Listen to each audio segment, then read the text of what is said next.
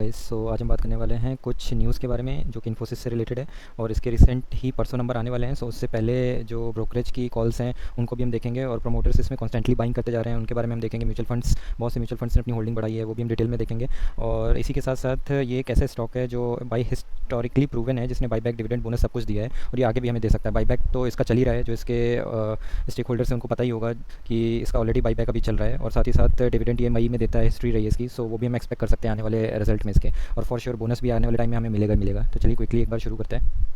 सो यहाँ पे स्क्रीन पे आप नज़र डालोगे तो आपको दिखेगा कि आईसीआईसीआई जो प्रू लाइफ है, सो बेसिकली म्यूचुअल फंड है हमारा, और इसने रिसेंटली ही इसमें इन्फोसिस में बाइंग करी है, loaded up on Infosys in March itself. So इसी के साथ साथ इसने बाकी सोना, बीएलडब्ल्यू में भी बाइंग करी है और बजाज फाइनेंस में भी बाइंग करी है। सो ये एक कुछ चीज़ है, और अगर हम डिटेल में देखें कि कितने की बाइंग करी है, सो इसमें आप देख पाओगे कि अराउंड 675 करोड़ की इसने बाइंग करी है। सो ये ICICI prudential life insurance company ने इसमें अपनी बाइंग बढ़ाई है, होल्डिंग्स बढ़ाई है। और इसी के साथ साथ यहाँ पे कुछ न्यूज़ थी जो कि आप कह सकते हो not a very positive news. So हमारे मोहित जोशी करके थे जिन्होंने इन्फोसिस से रिज़ाइन किया था और उन्होंने अपनी कंपटीटर जो टेक महिंद्रा है उसको ज्वाइन किया था as a chief executive officer. Despite of that still ये आईसीआईसीआई लाइफ इंश्योरेंस कंपनी इसमें होल्डिंग अपनी इंक्रीज़ करी है।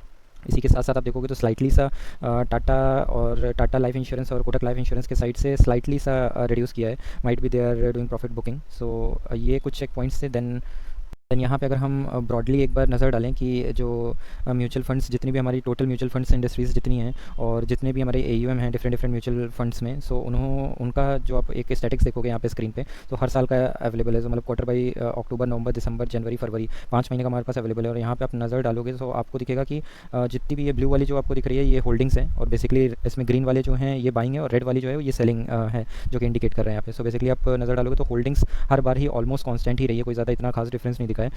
पर आप हर महीने का आप नज़र डालोगे तो आप देखोगे कि अक्टूबर मंथ में काफ़ी अच्छी बाइंग थी, सेलिंग काफ़ी कम थी। देन धीरे धीरे जैसे आईटी इंडस्ट्री पे प्रेशर होता है और यूएस की साइड से इन्फ्लेशन इश्यूज़ और स्लो डाउन आते हैं, सो उसी के साथ हमारा आईटी इंडस्ट्री पे भी पूरा प्रेशर आता है। सो आप देखोगे कि बाइंग भी कम होने लगी। देन हर साल का है इनका, सॉरी हर महीने का है, जिसमें इनकी बाइंग काफ़ी कम होती गई। और बट द गुड थिंग इस अभी जनवरी फरवरी का आप देखोगे तो यहाँ पे सेलिंग बहुत ना के बराबर हो रही है, ऑलमोस्ट डिक्रीज़ हुई है कॉन्स्टेंटली। यहाँ पे भी देखोगे तो काफ़ी डिक्रीज़ हुई है। सो आप देखोगे तो clear cut to cut jump दिखेगा आपको बाइंग में।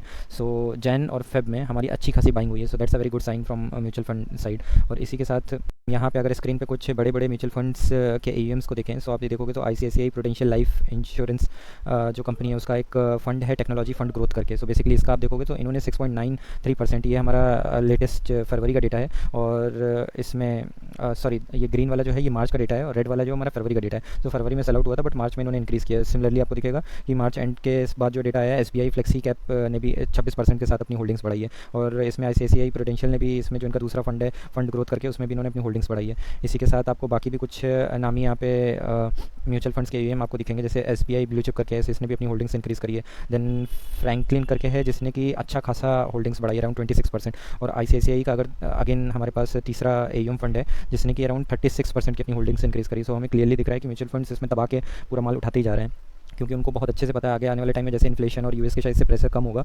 उसके टाइम ही आपको स्टॉक मौका ही नहीं देगा खरीदने का, रॉकेट बन जाएगा।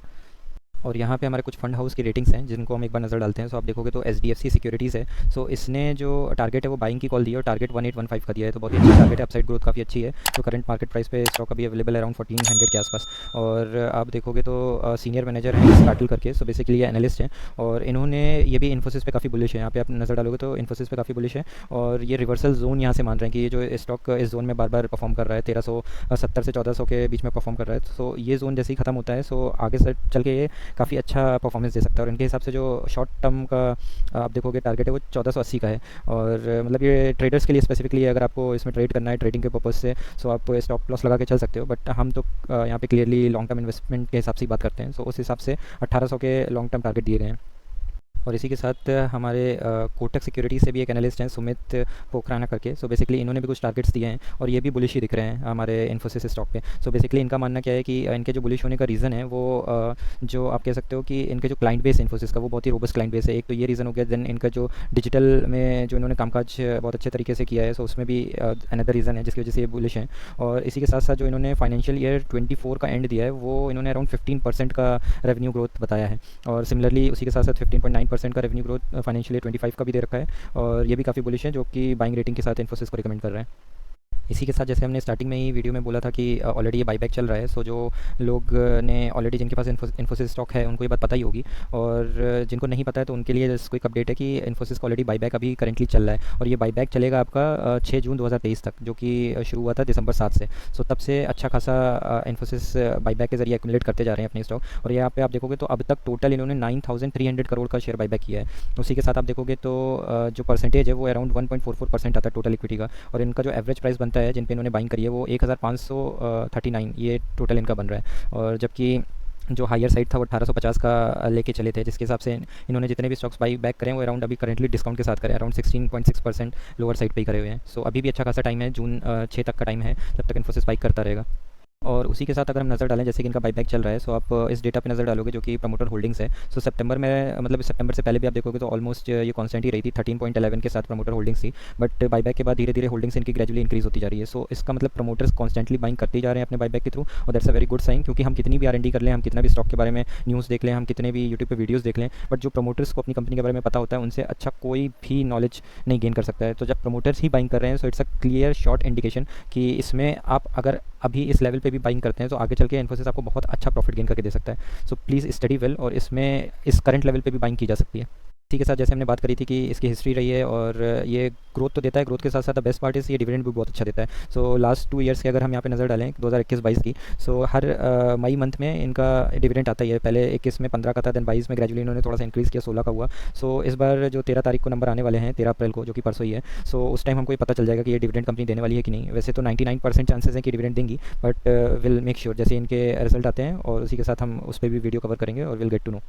और वीडियो खत्म करने से पहले एक बार क्विकली हम इनके टेक्निकल्स पे नज़र डालते हैं। सो बेसिकली आप टेक्निकल्स देखोगे तो सॉर्ट ऑफ ये 1400 के लेवल पे ही है, और आप देखोगे तो यहाँ पे आज काफ़ी सेलिंग प्रेशर हावी था, जिसके साथ साथ काफ़ी अच्छा डिस्काउंट के साथ आपको स्टॉक अवेलेबल हो रहा है। सो अगर आपको इंपॉर्टेंट इसका आप कह सकते हो जो सपोर्ट है वो कहीं ना कहीं यहाँ पे देखोगे तो आप कहीं ना कहीं यहाँ पे इसने सपोर्ट लिया, यहाँ पे इसने सपोर्ट लिया, इससे पहले भी यहाँ पे इसने सपोर्ट लिया, और अभी भी ये 1400 के लेवल पे। तो साइकोलॉजिकल जो सपोर्ट आता है वो आपका 1400 का ही बनता है, बट आप अगर प्रॉपर एक अच्छे सपोर्ट की तलाश में हो जिस पे आप एक्यूमुलेट करना चाहते हो, सो आप ये 1360 को आप लेके चल सकते हो। सो बेसिकली एक रेंज बना लो आप कि 1360 से लेके अगर आपको ये 1400 के बीच में मिल रहा है, then for sure you can accumulate at this level, it looks very attractive. Even आप यहाँ पे नज़र डालोगे तो इवन RSI भी काफ़ी अट्रैक्टिव है, 41 के आसपास है। So this is a very good buying opportunity for this stock for long term perspective only. और इवन आज मार्केट क्लोज हो जाने के बाद आप देखोगे तो यहाँ पे आपको दिखेगा कि डिलीवरी भी काफ़ी अच्छी खासी क्वांटिटी में उठाई गई है। सो आप देखोगे 56% की आज डिलीवरी उठाई गई है, जबकि ये स्टॉक इतना डाउन था। और जो हम रिटेल इन्वेस्टर्स होते हैं हमारा उल्टा होता है कि जब स्टॉक डाउन होता है तो हम डर के और उसे सेल कर देते हैं, पर जो समझदार इन्वेस्टर्स होते हैं या जो बड़े लोग होते हैं जैसे म्यूचुअल फंड्स हो गए, जैसे हमने देखा प्रोमोटर्स हो गए, जब भी स्टॉक डाउन होता है तभी वो बाइंग करते हैं। और अगर आपको पैसा कमाना है तो डर के माहौल में ही खरीदना पड़ेगा। अच्छे फंडामेंटल स्टॉक्स अगर आप डर के माहौल में खरीदोगे फॉर श्योर वो इन फ्यूचर आपको अच्छा रिटर्न देके ही जाएगा। एक बार हम टेक्निकल को थोड़े ब्रॉडर एंगल से देखते हैं। सो अगर आप देखोगे यहाँ पे बहुत अच्छा डाउनफॉल आया था। सो यहाँ पे गैप डाउन के साथ ओपनिंग हुई थी, बहुत काफ़ी प्रेशर था इसके ऊपर, जब हमारे इन्फ्लेशन की न्यूज़ बाहर से काफ़ी ज़्यादा आ रही थी। उसके बाद फिर जो बैंकिंग क्राइसिस चले उसकी वजह से भी काफ़ी प्रेशर उठ रहा है। सो आप कह सकते हो कि कहीं ना कहीं एक बॉक्स में काम कर रहा है। आप यहाँ से अगर नज़र डालोगे यहाँ से यहाँ तक, सो ये एक इसका बॉक्स है जिसमें ये काम कर रहा है। आप देखोगे कहीं ना कहीं ये 1460 का जो इनका एक सपोर्ट लेवल बनता है, ये स्टॉक उस लेवल पर आता है, वापस से बाउंस बैक करता है, वापस से आता है, वापस से बाउंस बैक करता है, देन वही सेम पैटर्न, देन अगेन वापस हुआ, देन वापस से डाउन हुआ है। और माइट भी ये फिर से हो सकता है कि यहाँ से हमें ये ऊपर जाता हुआ दिख सकता है, क्योंकि ये 1360 जो एक इसका लेवल है वो बहुत ही क्रूशियल है। अगर वो लेवल को रिस्पेक्ट देता है तो वहाँ से जाने के बाद ये ऊपर ही जाएगा। सो जब तक ये बॉक्स में इस बॉक्स में जब तक ये काम कर रहा है तब तक आपके पास गोल्डन अपॉर्चुनिटी है कि आपकी जितनी भी क्वांटिटी है आप उसको इंक्रीज़ कर सकते हो। और मार्क माई वर्ड्स, जितनी आप क्वांटिटी इस टाइम पे इंक्रीज़ करते जाओगे, जैसे ही बुल मार्केट आएगा तब आपको पता चलेगा कि एक्चुअल में कितना मोटा पैसा कमाया जा सकता है जब आपकी क्वांटिटी काफ़ी अच्छे नंबर्स में होती है। So study well about this stock, मुझे तो बहुत ही अच्छा, मेरा one of the favourite stock है। सो इसके बारे में आप और स्टडी करो, आपका कन्विक्शन आता है, then start accumulating this stock at this level,